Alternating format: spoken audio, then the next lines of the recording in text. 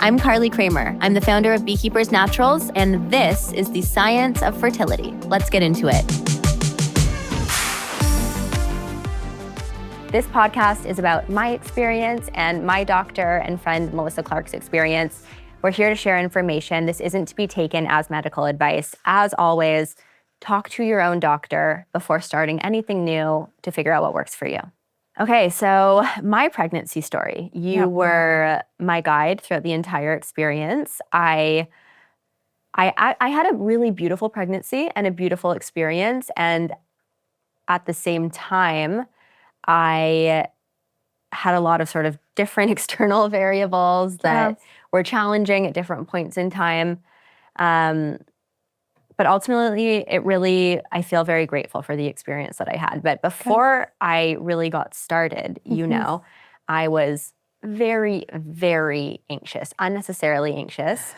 Yes. As you know, someone very, very close to me tried for many, many years and had a very tough fertility journey. And I had no reason to suspect I would have the same experience. Sure. But watching and supporting someone through that, it really gave me some level of fear. Absolutely. And a huge, tremendous amount of gratitude. But I naively expected it to happen immediately. Right, because you're like, okay, I'm ready for baby. Yeah. Baby should come now. Let's go. Yeah. Baby should have came yesterday because today I was ready. Yeah. And I was like, hey, wait, now's the time.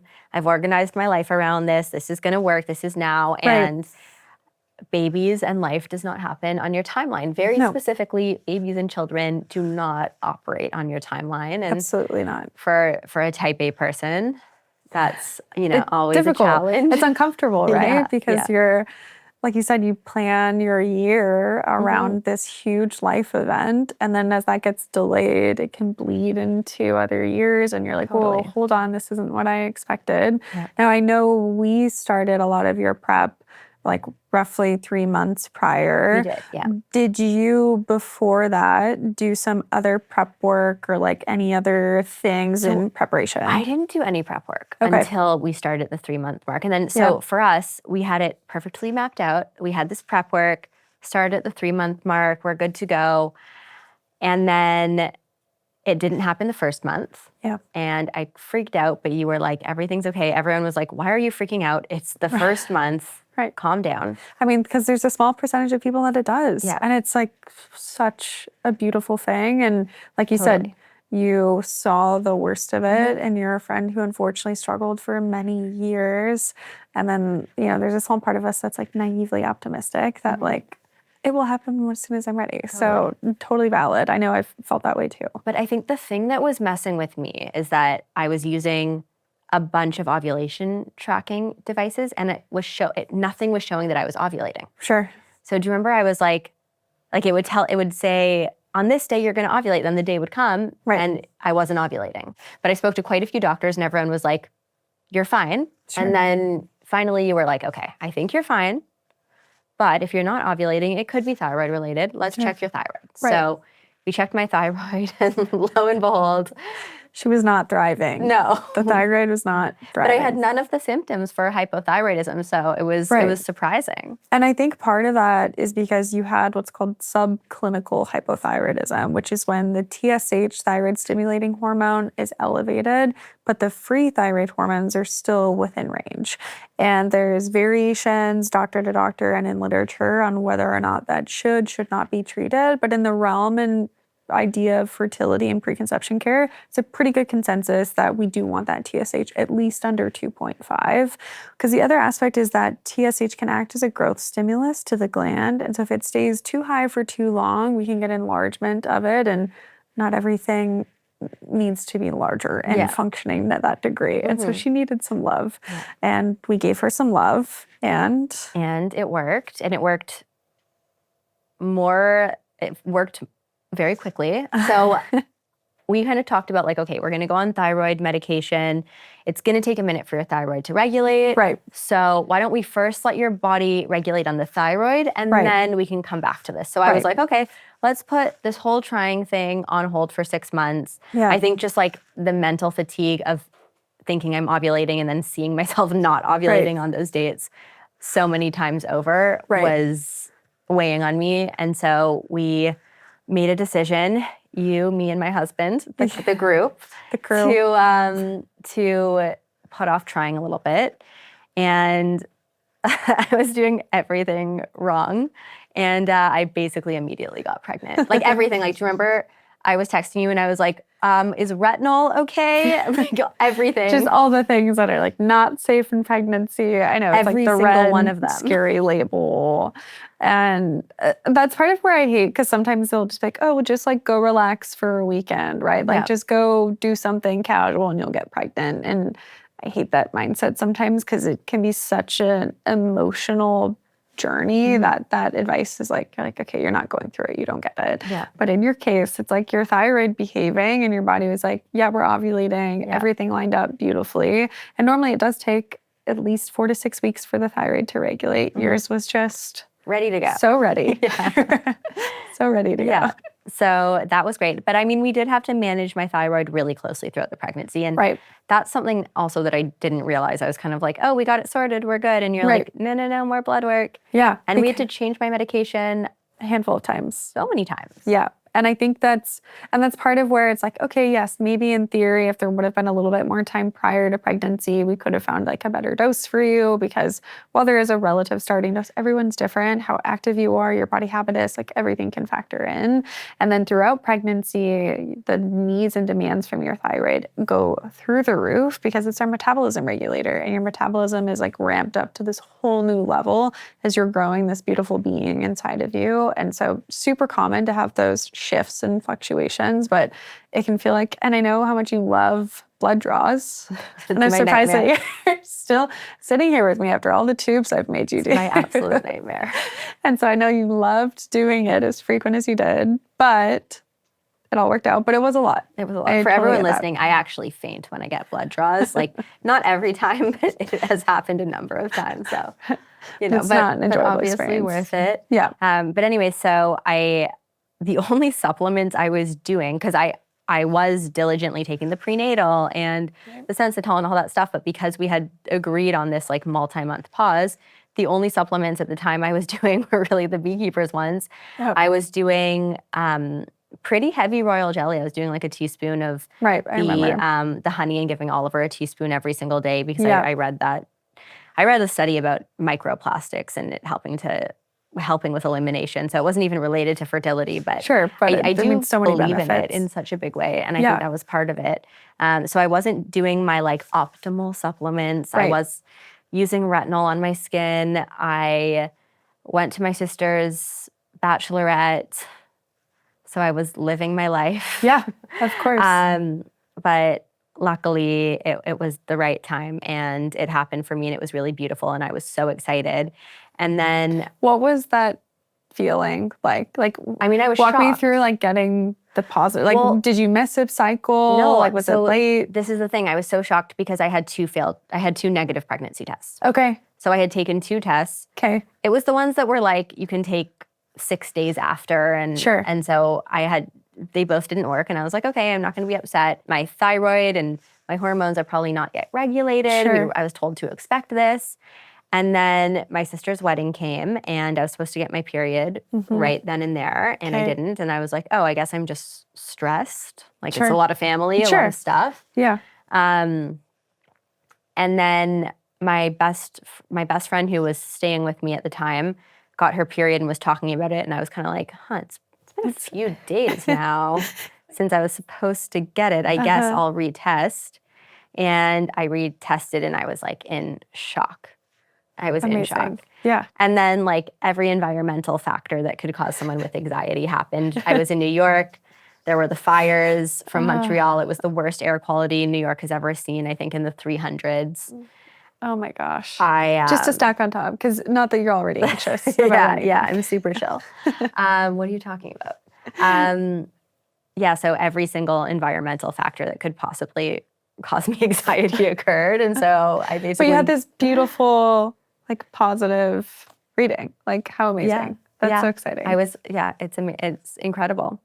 It was, I mean, I spent so much time agonizing And again, I'm very lucky. It was, 2 months of feeling confused and unsure why I'm not ovulating and what's happening and putting all this pressure on myself. And then, it happened really quickly, and I really don't take that for granted.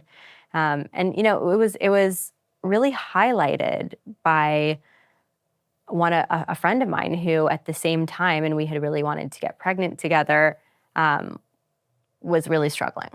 Yeah. And it's just so tough.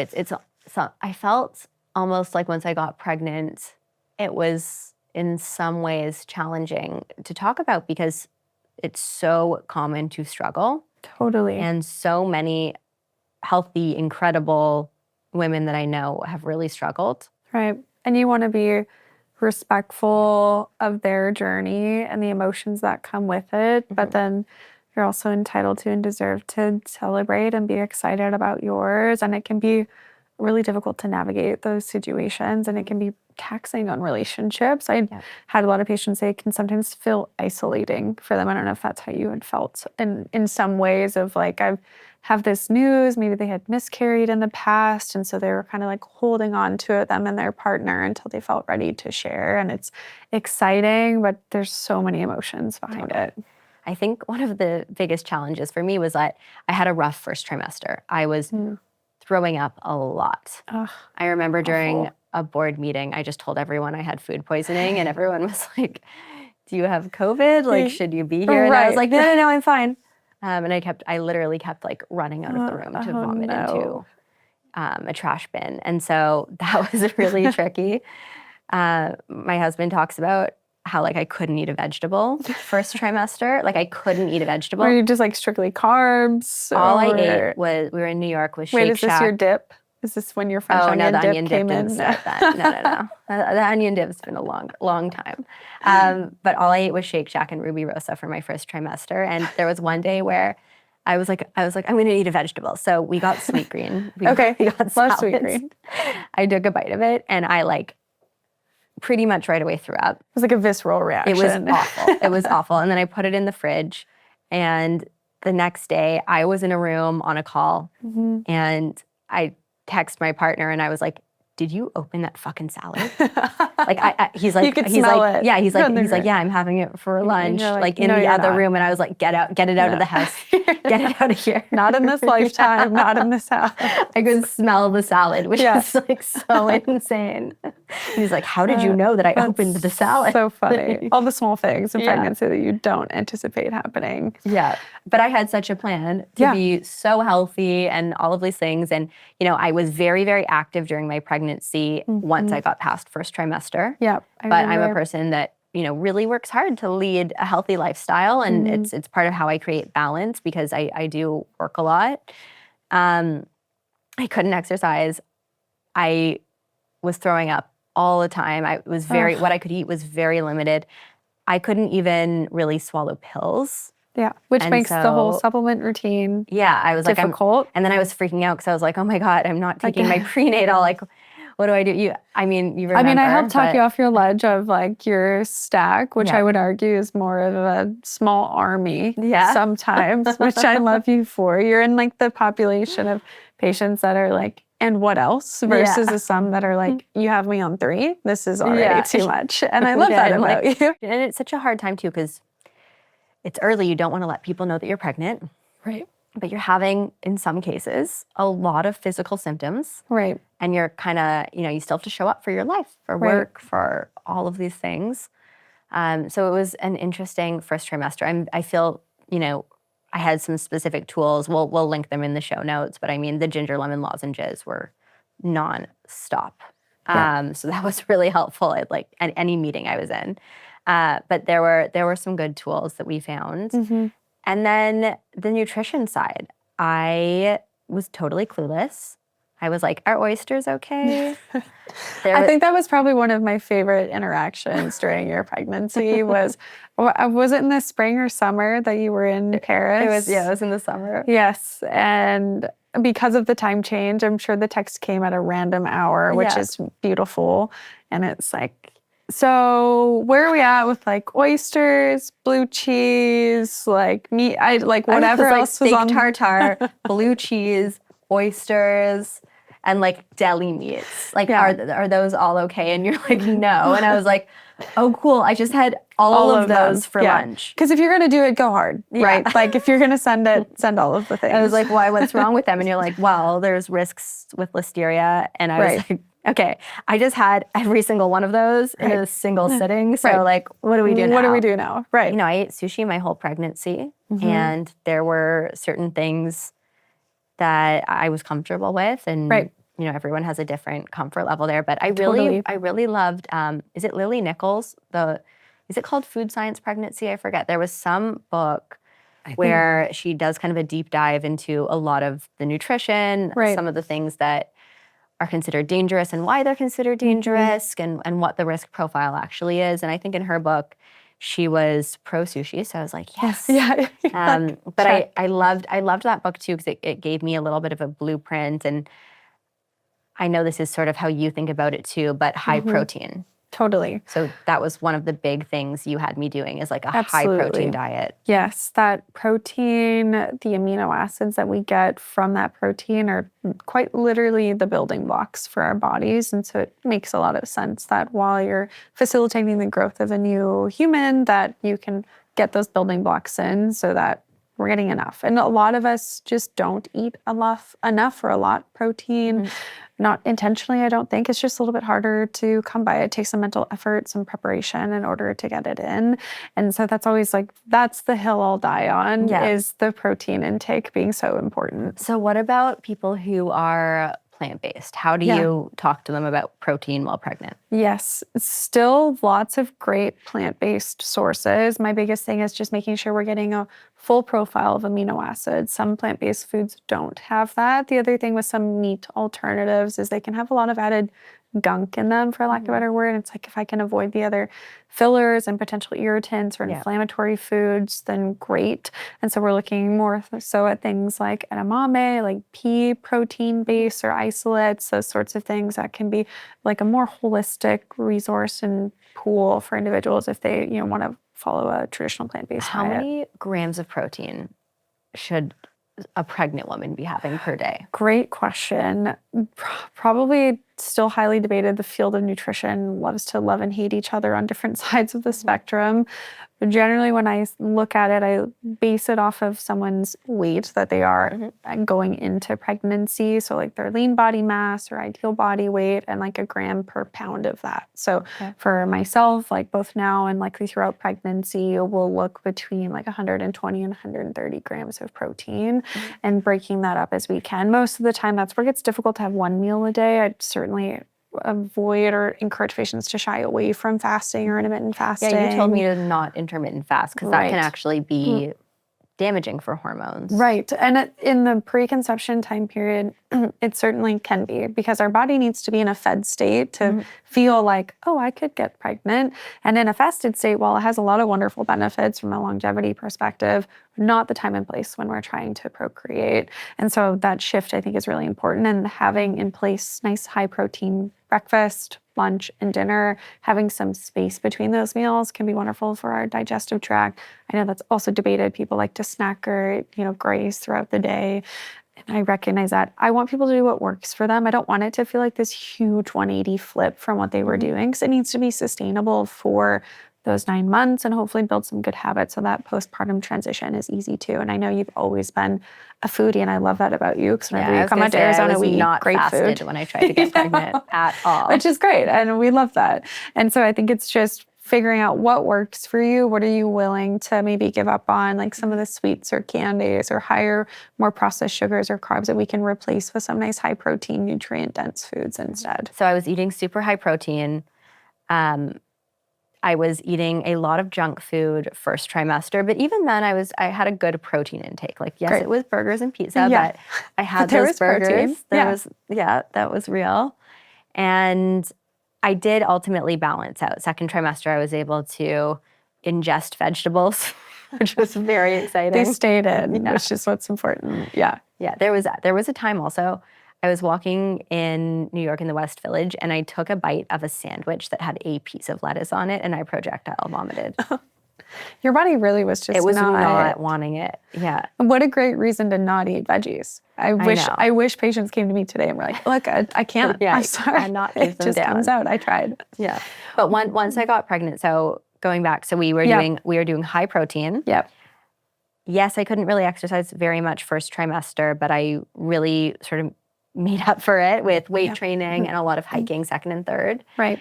And my vitamins that I went on once I could start taking vitamins again was the prenatal. I was doing liposomal vitamin C and propolis. I was doing the superfood honey, which has the royal jelly pollen and propolis every day. Right.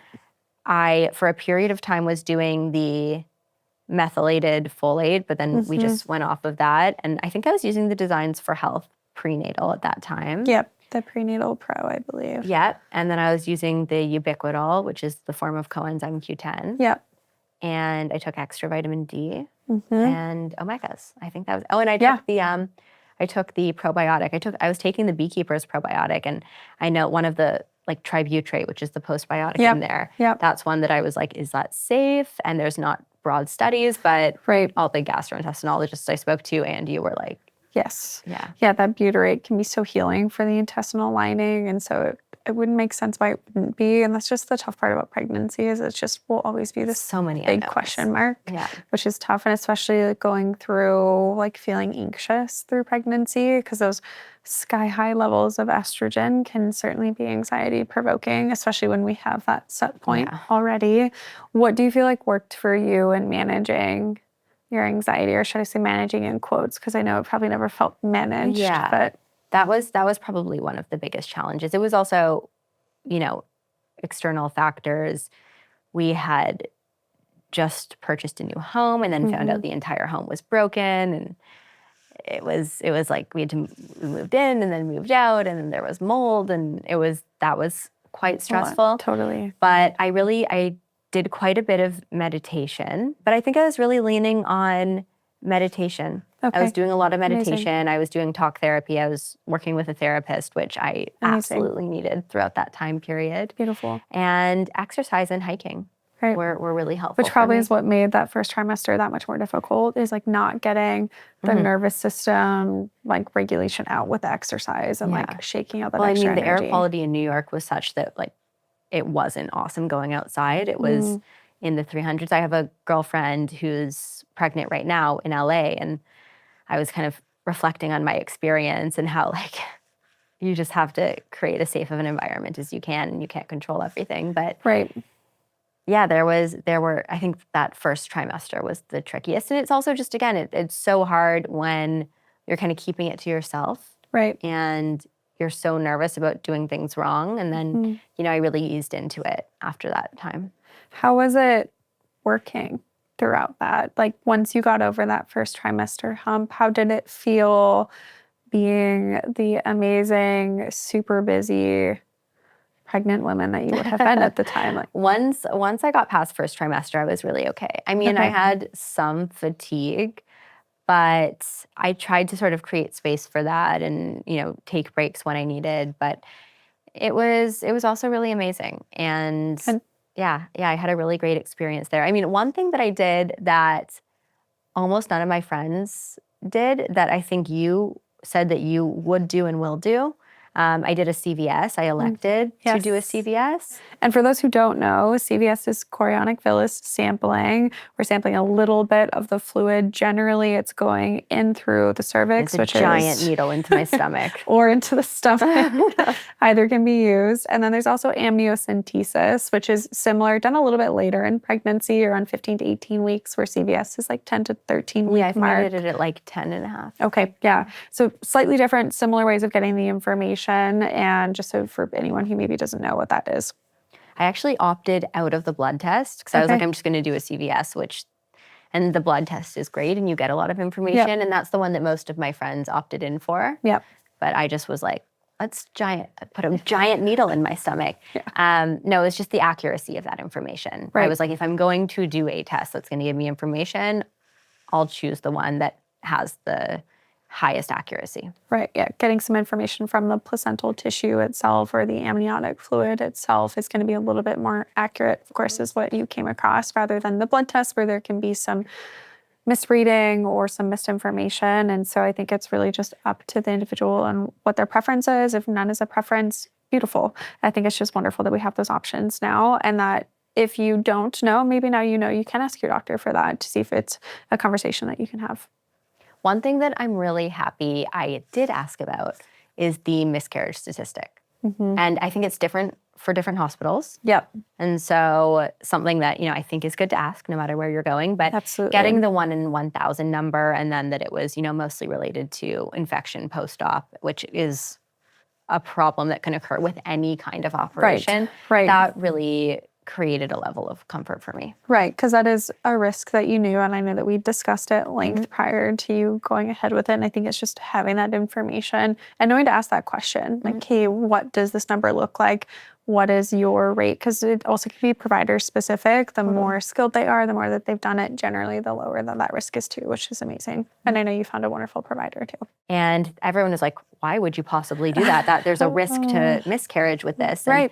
And, at the hospital I did it at, it was 1 in 1,000, which is a pretty darn good statistic. Absolutely. And I just wanted to have all the information. Totally. I wanted to have all the information. So that was a procedure where, it's a very fast procedure. It's like minutes. Right. And I was definitely nervous because anything that's a risk to your baby is just a terrifying thing. Totally. I remember us going back and forth about it. Yeah, we went back for a and while. forth for a long time. But I'm really happy I did it because I did that. I got more information than I would have received with a blood test. I knew that I knew the accuracy of the information. Right. And it gave me a lot of peace of mind. And I'm just that type of person where I wanted to have that. Are you going to do a CVS? That is our plan also. And I know that, like to what you were saying, a little bit controversial for some people, not interested in having that information.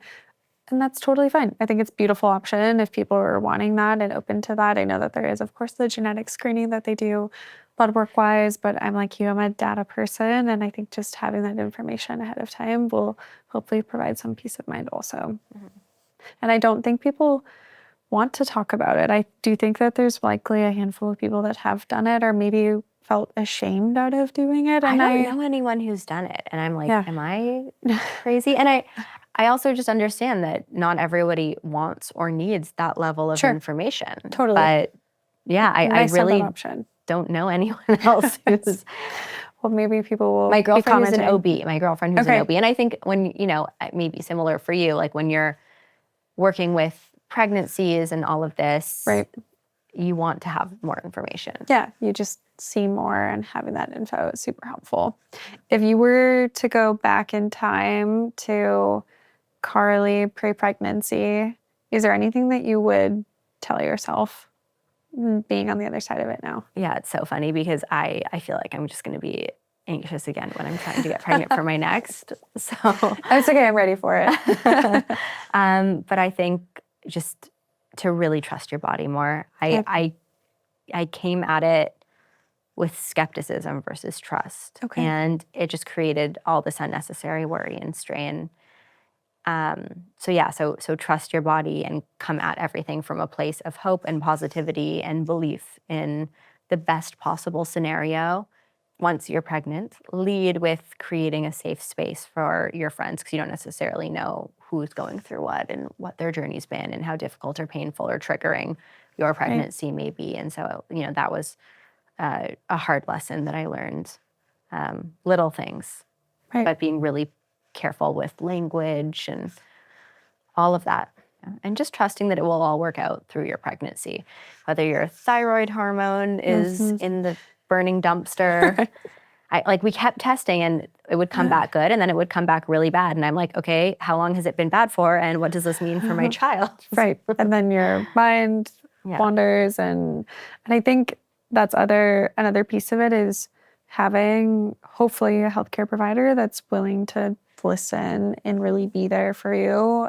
And I know I'm looking for that myself moving forward of just, You can't just be your own doctor. yeah, I shouldn't. That's one thing I've learned the hard way is don't doctor yourself. Yeah. So most of us are pretty good at it. It's a work in progress. Because it can feel like a lot. There's so much information out there and it's amazing, but it's terrifying. And you need someone there that can like help digest it for you. And like, what does this mean for you? And what can we focus on? And what can we do? And what can we help with? How can this guide us moving forward?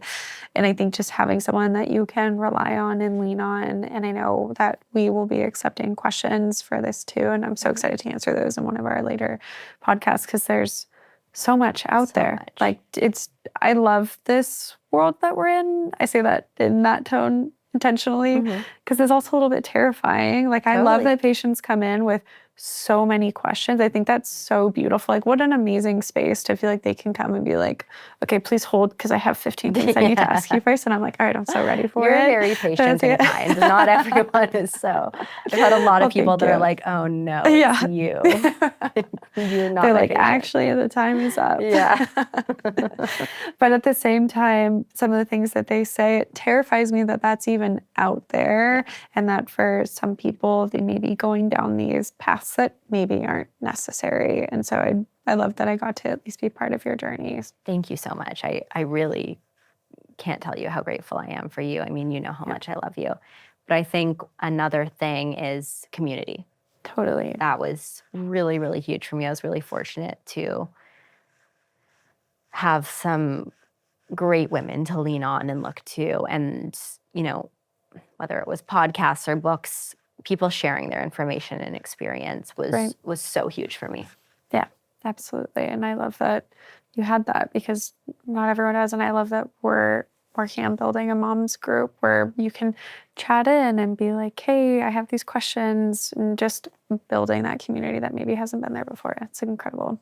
Awesome. Well, we have so many more areas to dive into, looking at our partners and the role that they play, what we can do to help them along, looking at the tracking and devices. We're going to be answering people's questions. We're going to be diving deep into your blood work. Bless you for all the tubes and the things that we did, giving people specifics on what they should be looking for, what they can ask for, and also helping guide them that if you're not getting those answers, then we can help direct you in ways that you can self-order and self-pay for those things and have that at your fingertips. Amazing. Well, I'm so excited to continue this conversation and share our individual experiences and all the resources that we have with other people. Me too. I can't wait. And for everyone, know that this next episode is going to be nitty, gritty, a little ugly, also pretty.